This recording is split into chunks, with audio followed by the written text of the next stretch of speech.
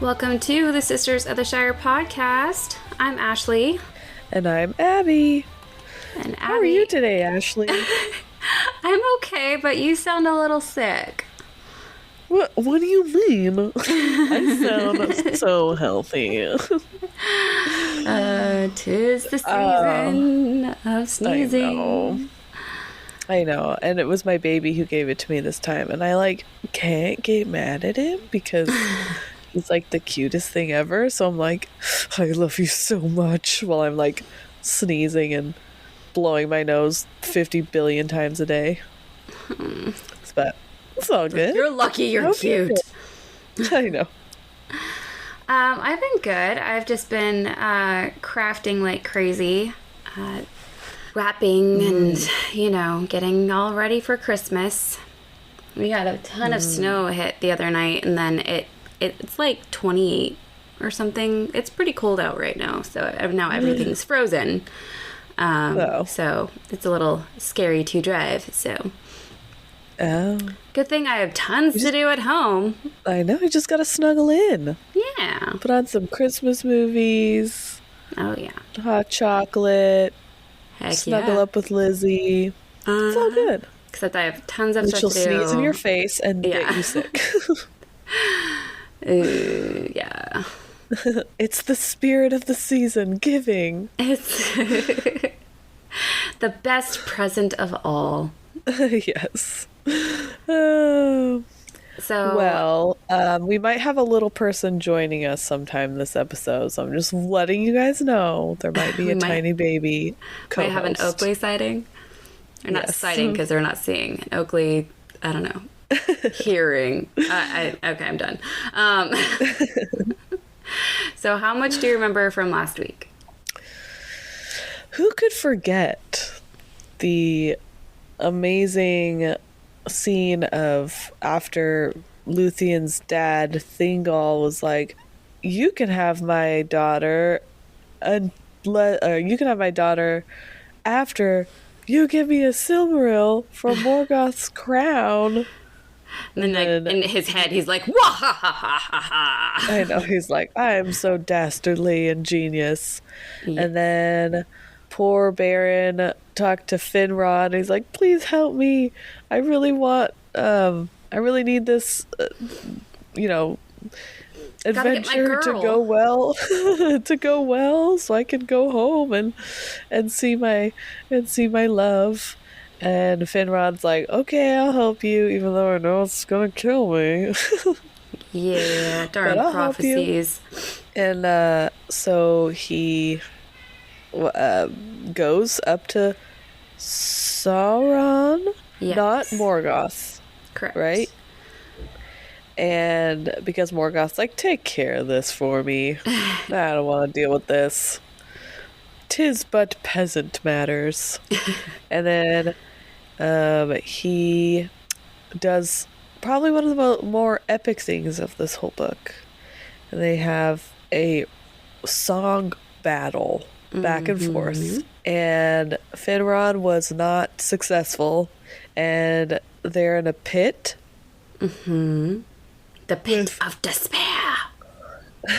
Is Beren there? Yes. It's Beren, Finrod, and the 10 elves in the pit.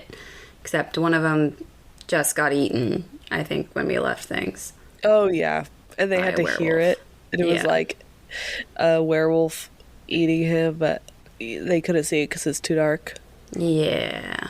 Super fun. Not traumatizing at all. So, yeah, you got most of it. So the only thing I'm going to add is that when Beren asked Finrod for help, and then Finrod, announced to his people, hey, I'm going to help Beren, who's with me, Caligorm and Curufin happened to be there, because they were hiding there after the Battle of Sudden Flame. And they had actually kind of stirred up some trouble. They were kind of gaining favor among Finrod's people. And that kind of made them question Finrod as a leader, which is... Sir, we got trouble. Trouble with a capital T that rhymes with P that stands for... No, I was trying. What?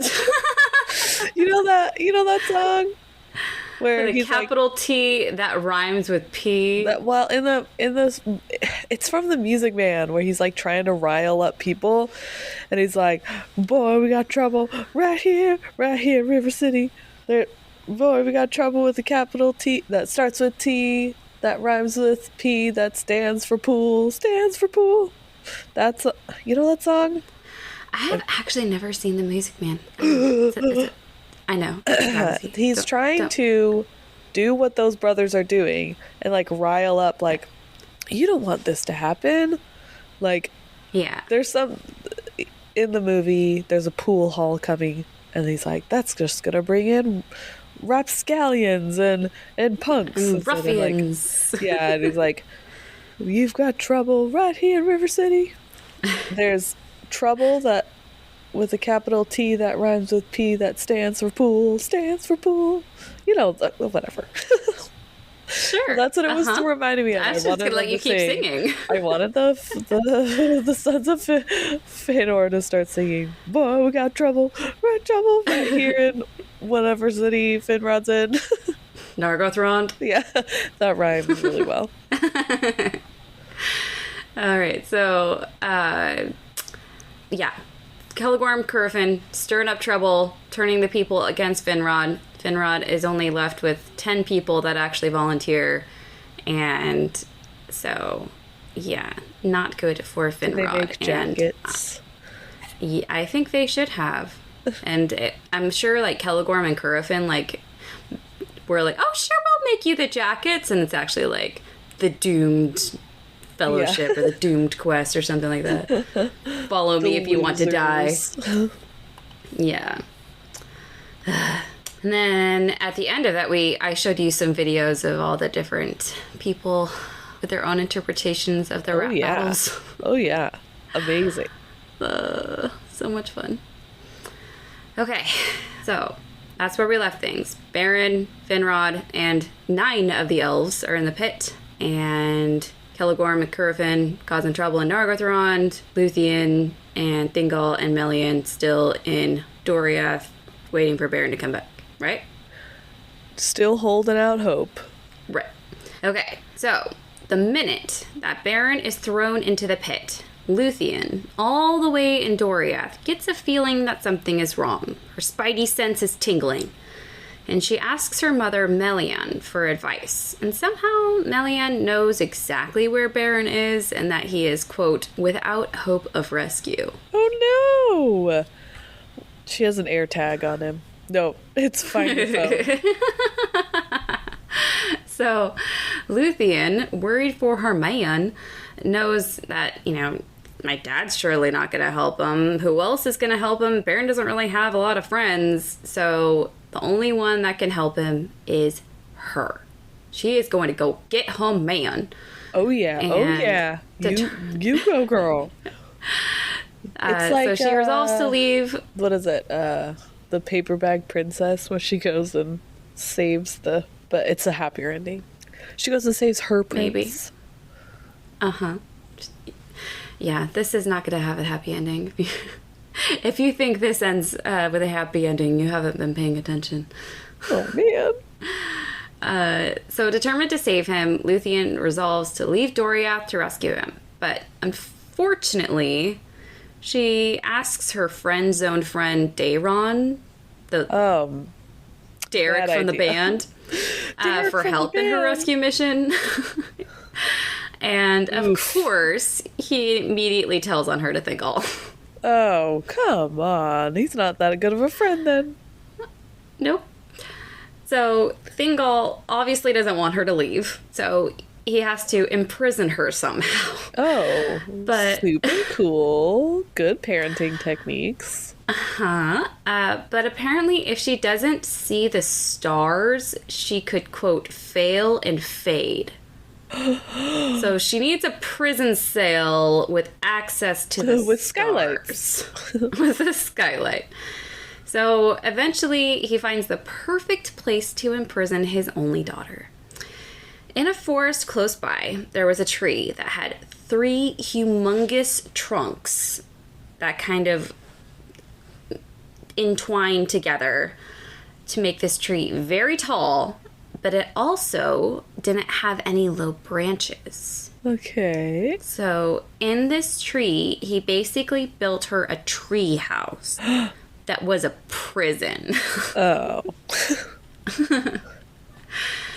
And so the tree was guarded around the clock, and they would use a ladder to, bring things up and down and then, take it away when it wasn't being used.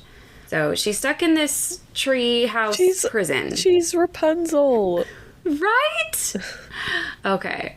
There's a lot of things in the story that I feel like he Mother Gothel vibes. Right? Super conceited and narcissistic. Yeah. Can't go to the outside world. It's scary. So using her enchantments, she grows her hair super long enough to make herself a dark cloak and a rope for her to climb down with. So she is Rapunzel. Yes. So this cloak, I can't imagine what a cloak of human hair would look like. Is it still attached to her own head? Is it still attached to her own head? I don't think it is. No, it's not. It's not, because they take it away later. But regardless, this cloak and her rope were magical. Is it the cloak? I can't. I'm sorry. I could never wear a cloak of human hair. Yep. So this cloak, quote, wrapped her beauty like a shadow, and it was laden with a spell of sleep. Oh. So I can't tell if it just is a darkening thing or if it actually makes her ugly. Maybe it's like an invisibility cloak. That's also, very probable. But or they're both, maybe everybody sees there's like, ew, what the heck is that? This giant hairy monster. Oh my gosh, no. Did you know, I think I've told you this before, in Disneyland, they made a paint color. This is TM Disney, that's called No Sea Green. Did you know this? No. So it's basically this random shade of green that they put on things that they don't really want you to look close attention to, things that are out of the land, or pipes, or things that aren't aesthetically pleasing. And it's not like it's camouflaged, but it's just this random shade of green that they figured out that people just don't look at. It just kind of glaze right over it. Is it like what is that word? Not, it doesn't register. It's like your brain just doesn't want to compute it happening. So I don't know if you've ever seen Doctor Who, but there's a concept on Doctor Who that when he wants to hide his TARDIS, or his spaceship, he has these keys to what is the word? To see it, a physical key, like a door key. If you're wearing it, you can see it, but if you take it off, it's like your brain doesn't want to see that it's there, and so it skips over it. Yes, you don't see that it's there. It's right in front of you, but your brain's there's nothing there. I'm not going to look right there. Yes. Okay. So both of those examples, that is what her cloak did. But it also, the cloak and the rope had a magic sleeping spell. Sleepy dust? Sleepy dust. So she lets down her magic hair rope from her window, and it just kind of hangs above her guards. And it just hangs there until they promptly fall into a deep sleep. Is it what is it? What's the word? Sprinkled with something? So it's she's dangling it above, and it's sprinkling sleepy dust on them. But yes, like a little snow globe. Yes. So she lets down her hair rope again, climbs down, puts on her hair cloak, and escapes from Doriath completely unseen. Okay, but she's got to Because everyone- she's got to drop this like hair care routine that she can grow her hair that fast, and it's that beautiful, and it's probably silky smooth and shiny and gorgeous and untangled. What are your secrets, girl? Magic. Literal magic. So, Luthien is running towards her man. She's got to save her man. But it just so happened that there were two people that were out for a hunt nearby. Who do you think that was? Any ideas? Any guesses? It's not good news, I'll tell you that. Two people out hunting. Oh, the two brothers. The two brothers? Yes. So, Celegorm and Curufin just happened to be out for a hunt nearby. And Celegorm had his favorite hound with him.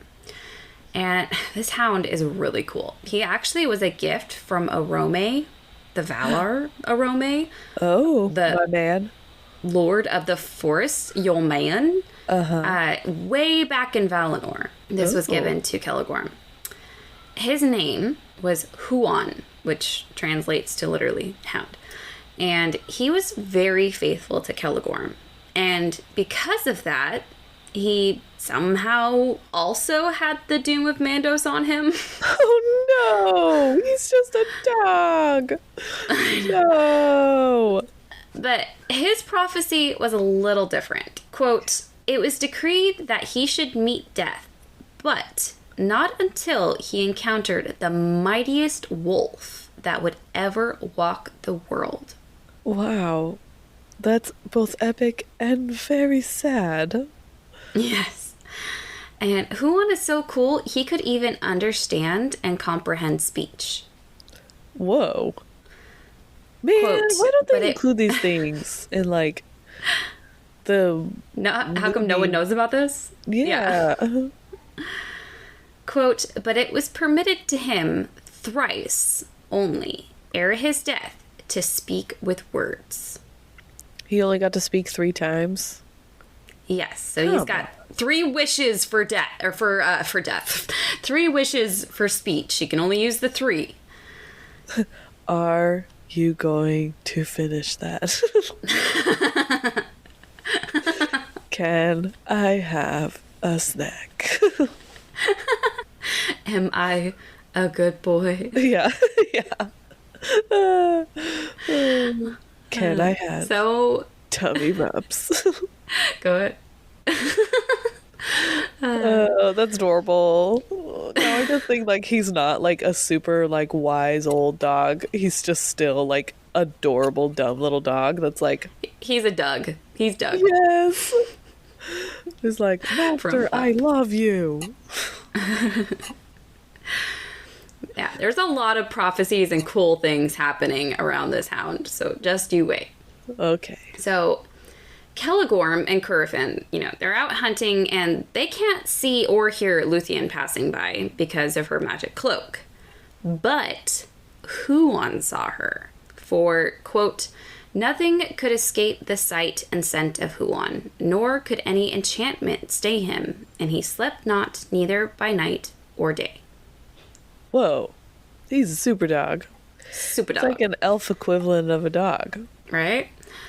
So Huon, like a good boy, brings Luthien to his master Celegorm and his brother Curufin.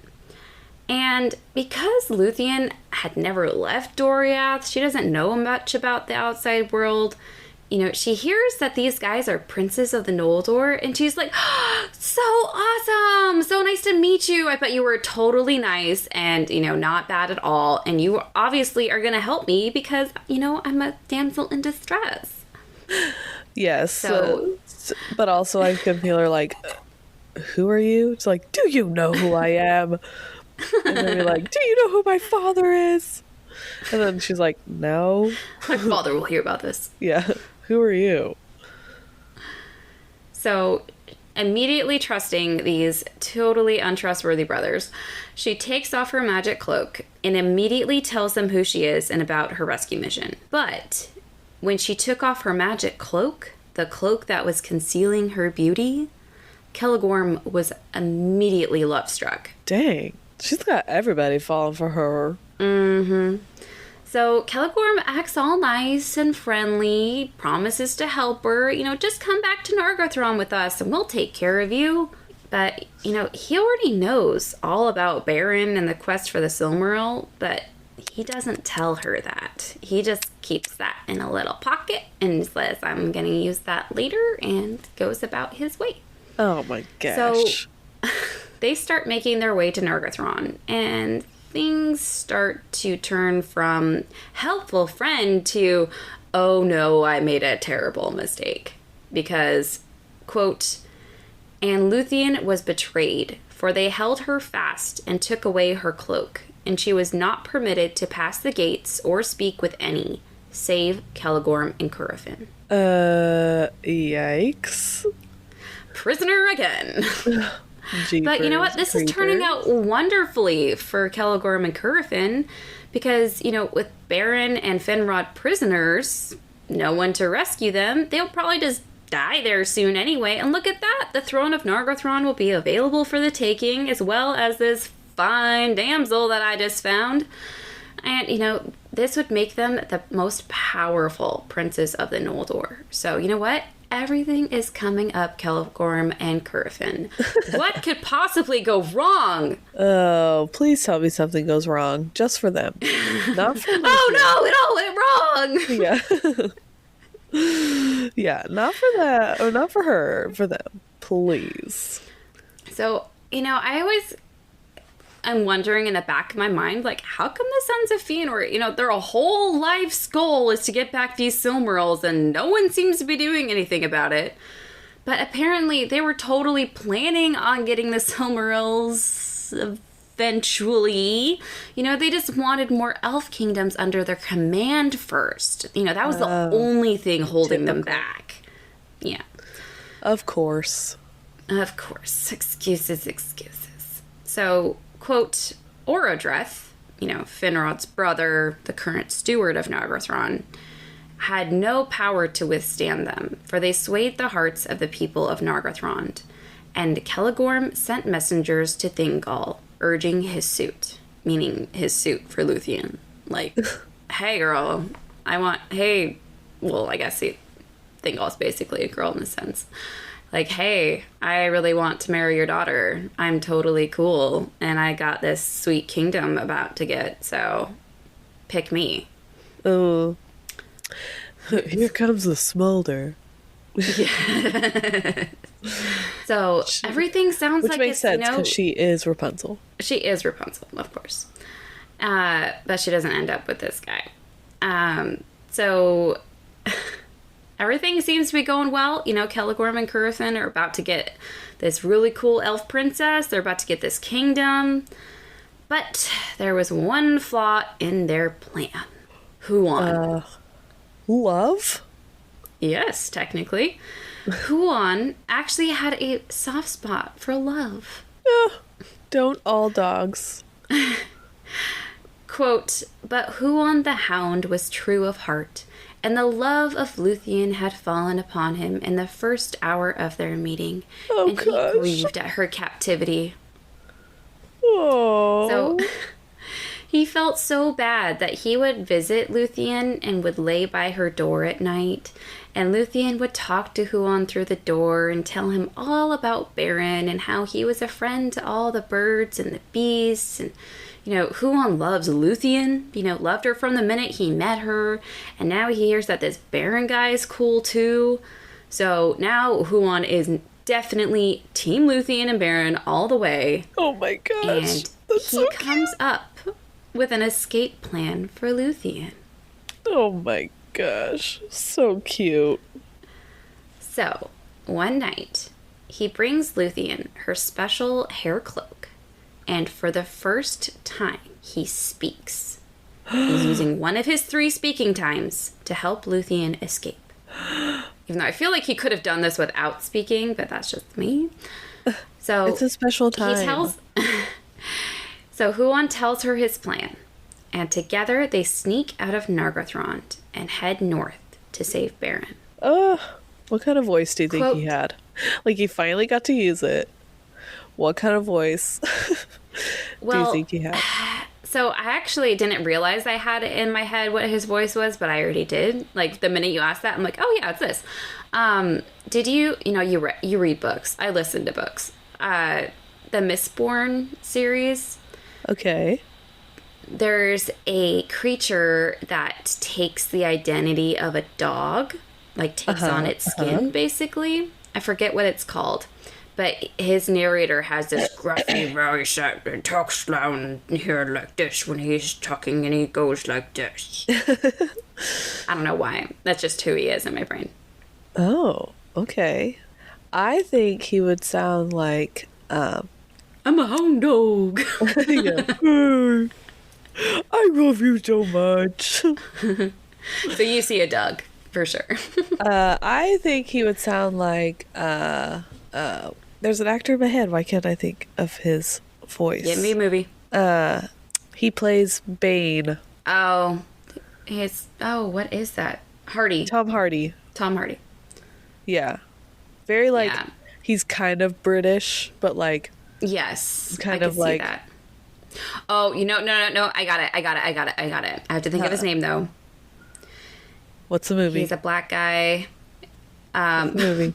Finding Dory. He's one of the seals. He's also... wasn't he just named, like, Sexiest Man Alive, like, 2 years ago or something? Probably. Yeah. Oh my gosh, what's his name? He was in Thor. Yes. He's the guy. He's the guy with the eye. Idris Elba. Idris Elba. We did it. We did it. Idris Elba. Yes, exactly. That's who he is. Idris Elba. That is who he is. Done. He's got that baritone, but slightly British. Yes. Yes. Oh my gosh, 100%. Okay. So Huon is Idris Elba. It has been decided. Yeah. Oh my gosh, I was thinking of our Avengers analogy. I'm like, he's not Rocket, but that'd be kind of funny. Yeah. No, he's I am Groot. Yeah.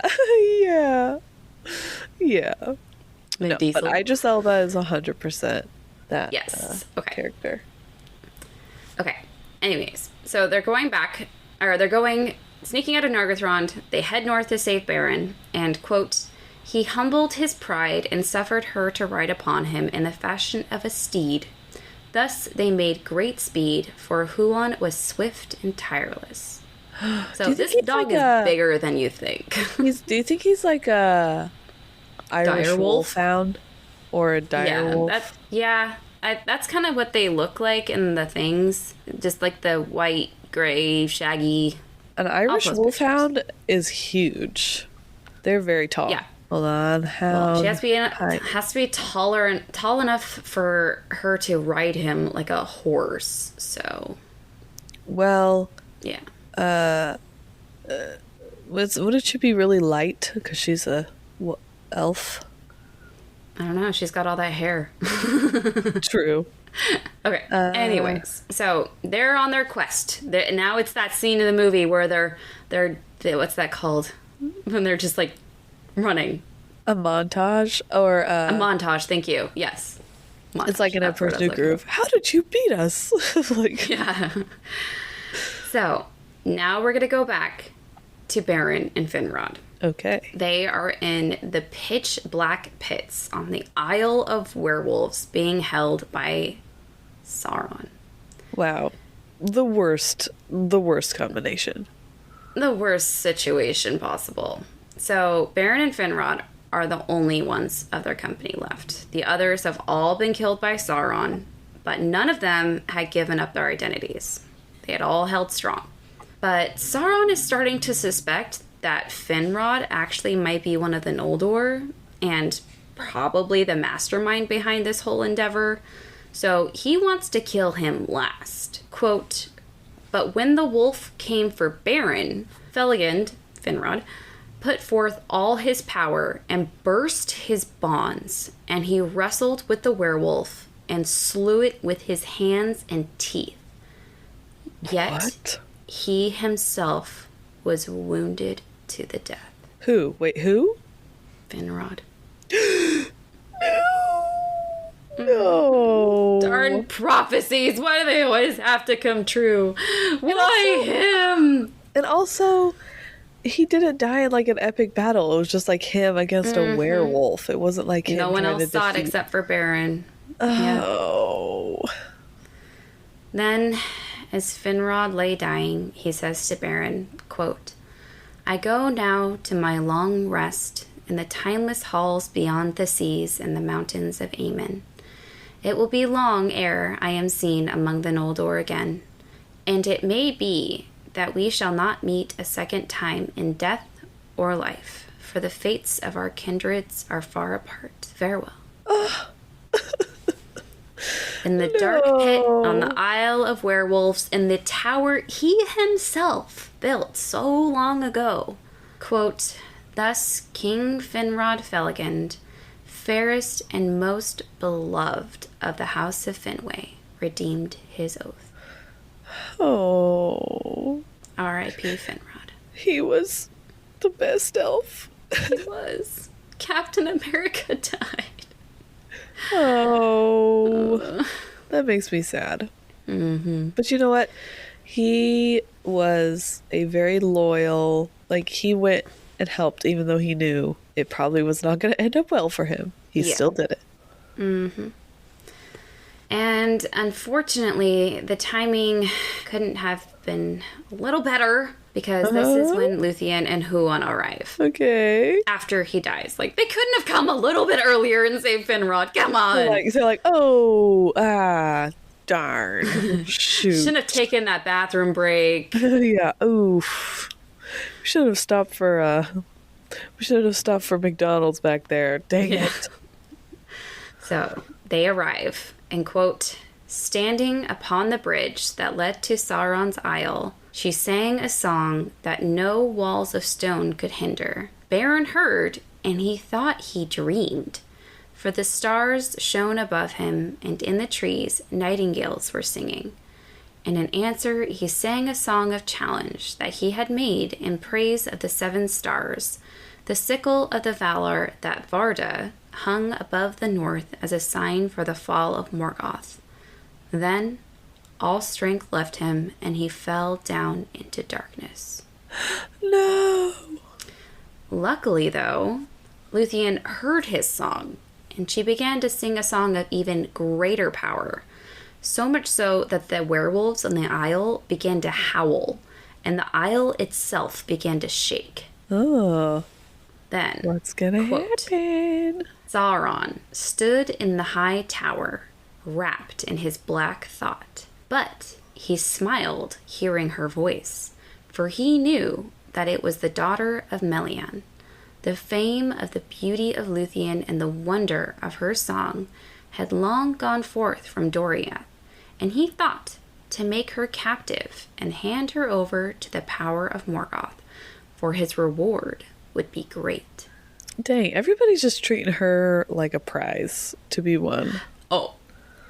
I literally have all these guys keep trying to take her to get some kind of reward. I keep thinking, quote, I am not a prize to be won from Jasmine. That was my literally next sentence. I am not a prize to be won. And that is why we're best friends. So, in order for Sauron to capture Luthien, he sends a wolf. He keeps, going back and forth whether he calls them werewolves or wolves, but I'm assuming wolf is also a werewolf. Interchangeable, according to him. A woofy guy. A woofy guy. So he sends a wolf across the bridge, but Huon, protecting Luthien, just quickly kills it. Wolf after wolf Sauron sends out, and Huon kills every single one of them. He's such a good boy. Yes. Quote, then Sauron sent Drogluin, a dread beast, old and evil, lord and sire of the werewolves of Angband. His might was great, and the battle of Huon and Drogluin was long and fierce. Yet, at length, Draugluin escaped, and fleeing back into the tower, he died before Sauron's feet. And as he died, he told his master, Huan is there. Oh. Yeah. Dang. Do you think Sauron knows, like, oh, that's like a special beast, you know, like a god-given beast? Yeah, you know? Apparently the prophecy and the everything about Huan that is cool and everything that's awesome about him had spread. And the prophecy specifically about Huan not dying until he encountered the mightiest wolf in the world was well known throughout the land, even to the enemy. And Sauron, of course, was like, well, the mightiest wolf in the world? Of course, that must be me. I'm supposed to be the one to kill Huan.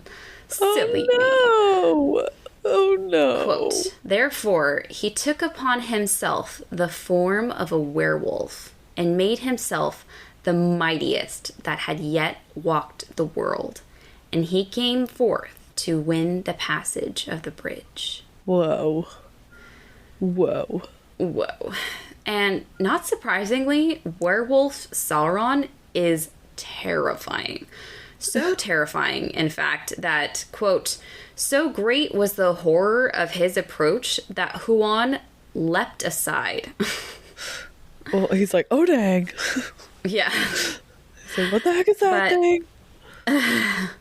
This, unfortunately, left Luthien vulnerable. So, quote, then Sauron sprang upon Luthien, and she swooned before the menace of the fell spirit in his eyes and the foul vapor of his breath. But even as he came, falling, she cast a fold of her dark cloak before his eyes, and he stumbled, for a fleeting drowsiness came upon him. Then Huan sprang. There befell the battle of Huan and the wolf Sauron. Now, it's said that the sounds from this battle echoed far and wide, and all who heard it were just filled with like dread and what on earth is happening over there. It's like when you hear cats fighting and you're like, what yes is that? Yes, like cats fighting in the middle of the night when it's dark outside and you're like, what is that noise? Quote, but no wizardry nor spell, neither fang nor venom, nor devil's art, nor beast strength could overthrow Huan of Valinor. And he took his foe by the throat and pinned him down. Because he's the goodest boy. Then Sauron shifted shape from wolf to serpent and from monster to his own accustomed form. But he could not elude the grip of Huan without forsaking his body utterly. Oh. So this made me think of two things. It made me think of the Sword and the Stone. What? With the battle of the wizard they keep and changing the witch. Animals. Yes. Amazing. Yes. And then also, I don't know if you know Greek mythology very well, or if any of our listeners do. I mainly know it because Stephen Fry is a national treasure, and not national treasure. He is a global treasure, a universal treasure. And he has this book about Greek mythology. And there's a story, I think he told, about Hercules and a guy named, he has the weirdest name, Periclymenus. Cool. His Greek names are ridiculous. Apparently he can shapeshift, and the story sounds very similar because when Hercules basically has him in a chokehold, the guy keeps trying to change shape to escape, but he can't, and then he has to, something else happens. But it just made me think of that, because I always try and think of like, where did Tolkien get his ideas for these things? And so I like the Rapunzel story, or this story with Hercules and this guy, like. And there's a story later that also possibly came from a Greek myth idea. So I just like to think of where did he come up with this idea? But Yeah. anyways. Or Maui. That also reminds me of Maui. Oh, yeah. That's true, too. So before Huon can actually kill Sauron, quote, ere his foul spirit left its dark house, Luthien came to him and said that he should be stripped of his raiment of flesh and his ghost be sent quaking back to Morgoth. And she said, there everlastingly thy naked self shall endure the torment of his scorn, pierced by his eyes, unless thou yield to me the mastery of thy tower. What? So she's basically saying, like, give me the tower or I will send your ghost naked and humiliated to Morgoth. Whoa. Why does she just Sauron, kill him? Right? Right? Sauron actually yields, though. Whoa. Huon lets him go, and, quote, immediately he took the form of a vampire. What? Great as a dark cloud across the moon, and he fled, dripping blood from his throat upon the trees, and came to Doriath and dwelt there, filling it with horror. What? So I'm not sure if you remember, but Doriath is actually where Beren was living before. The forest under Nightshade, the forest from Snow White, like, it was already pretty spooky. Yeah. And now we have a vampire Sauron living there, apparently dripping his blood everywhere. Oh, nice. A little nice addition. Yes. So, did you know that vampires were in the Silmarillion? What the heck? And it's even crazier that he's like goes from a giant wolf, and then he goes to a snake, and then he goes to his body again, and then he's like, I'm not gonna die, I'm gonna turn into this, and then he like flies away. I'm like, what are his choices? Why can't he have no other like happier choices, or is it only evil choices only? He should have gone with the Pegasus. I mean, Yeah. they can fly. I know. All right, so back to Luthien. Sauron is gone. Huon had killed, I'm assuming, all the werewolves. So now she stands at the bridge and, quote, declared her power. Are you ready for this? But And also, the spell- why didn't she just kill him? Sorry. Yes, that is... Yes. Think of how many lives would have been saved. Okay, quote, and the spell was loosed that bound stone to stone, and the gates were thrown down, and the walls opened, and the pits laid bare, and many thralls and captives came forth in wonder and dismay, shielding their eyes against the pale moonlight, for they had lain long in the darkness of Sauron. But Beren came not. Therefore Huon and Luthien sought him in the isle, and Luthien found him mourning by Felagund. So deep was his anguish that he lay still and did not hear her feet. Then, thinking him already dead, she put her arms about him and fell into a dark forgetfulness. But Beren, coming back to the light out of the pits of despair, lifted her up, and they looked again upon one another, and the day rising over the dark hills shone upon them. That's so beautiful. Mm-hmm. Oh, he's so sad over his friend, and she comes and she comforts him, and then they comfort each other, and then they're in love. Mm-hmm. Quote, they buried the body of Felagund upon the hilltop of his own isle, and it was clean again, and the green grave of Finrod Finarfin's son, fairest of all the princes of the elves, remained. But Finrod walks with Finarfin, his father, beneath the trees in Eldamar. Oh, it's what he deserves. Mm-hmm. So that's actually where I'm going to leave you today. On that It's also beautiful. I'm becoming a little clipped. Talks amongst yourselves. Oh, that's so pretty though, because it's, man, he really gets you like all these different emotions, like, oh my gosh, what's happening? Giant werewolves! Ah! And then you're like, oh, like, that puppy loves her so much, and he's gonna go fight for her. Oh my gosh, vampires! Ah! Yeah. Oh, they love each other again. Oh, he's dead. Oh, but he's walking with his dad in elf heaven now. It's fine. Yes. The emotional roller coaster, man. Yeah. So I feel bad for stretching this into so many parts, but I mean, I feel like there's just natural stopping points and there's so much happening that I just need to kind of let you process. But I would be so sad if you cut out any of this. Like, it needs all that juicy goodness of the story, so. Right? Oh, man. What a roller coaster. Yes. We've got it all, folks. Talking giant dogs. Even bigger talking giant dogs that are actually evil. A guy who turns into one of those, but then chooses to turn into a vampire later on. We got love. We got death. We got nasty forbidden zombies. romance. Yeah. We got a guy being eaten by a werewolf. We've got Mother Gothel that's actually Thranduil somehow. We got a lady who made a coat out of hair. Her own hair.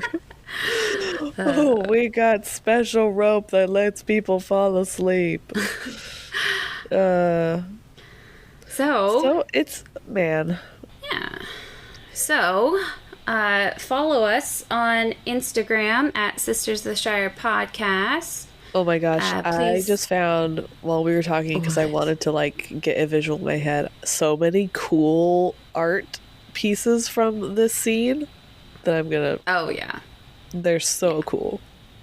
Yeah. You might have already seen them, but I'll send some to you, but they're pretty awesome. just posted a ton for Luthien in the future, just because she's so pretty. Yeah. With her magical hair. Yes. But there's like super cool ones of what is it? Huon? Which, if I ever get a dog, that's gonna be his name. Oh, for sure. Oh, 100%. And little Easter egg. For those of you who have seen the show Rings of Power, when Galadriel is looking at the carving of her brother Finrod, there's actually a Luthien with Huon. What? Where? It's in there. What? That's crazy. I'm gonna look that up. Oh yeah. And also, I was just watching the movie Tolkien while I was wrapping presents last night. It is time. And I can't recommend that movie enough. It's not exactly like spelled out for you, like this is how he got this idea, this is how he got this idea. But now, the more I know about the Silmarillion, the more I see little Easter eggs. Like, they had the whole scene of her dancing, Edith dancing. Oh. Like by a river, and Tolkien just kind of like gazing up at her. A lot of really cool scenes with during the battle in World War I that he was fighting in, where he's like looking at like an explosion, but in like the smoke there's like a Balrog or like a Sauron or a Morgoth or something, or like Ringwraiths. It's just so well done. Oh, I've never seen it. So. Oh, it's so good. I'll share it with you on we'll have to look. Voodoo. So also rate us on whatever platform you listen to your podcasts on. I mean, I love you guys for listening. We have amazing listeners, but I'm a little offended by the amount of ratings we have. It's not enough people. Do your duty. This is your Christmas present to me. How about that? Please. I'll even tell you, just put the 5. I mean, it's just easy. Just that's what I want for Christmas. 1, 2, 3, 4, 5. 5. You can do it. And also, Are you ready for this, Abby? Are you ready? Oh, I'm ready. I'm ready. We are up to 2001 all-time plays.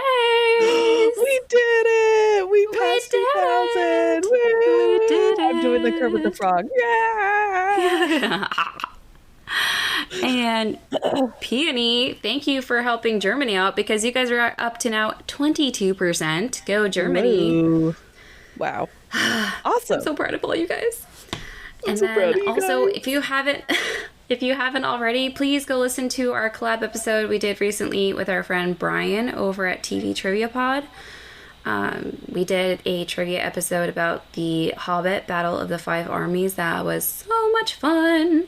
Yes, it was. But now I think he's doing out like a Christmas series. So, I mean, he's just got so many cool things and he's got so much planned for next year. You don't even know. So, I mean. And we might be on one of them on another episode with him next year.